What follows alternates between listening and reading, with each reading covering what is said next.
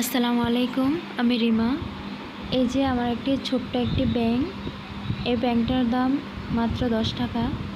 আজকে আমি এই ব্যাংকটাকে ভেঙে ফেলবো। আমি একটু একটু করে এই ব্যাংকের মধ্যে টাকাগুলো জমিয়েছি, কষ্টের টাকা।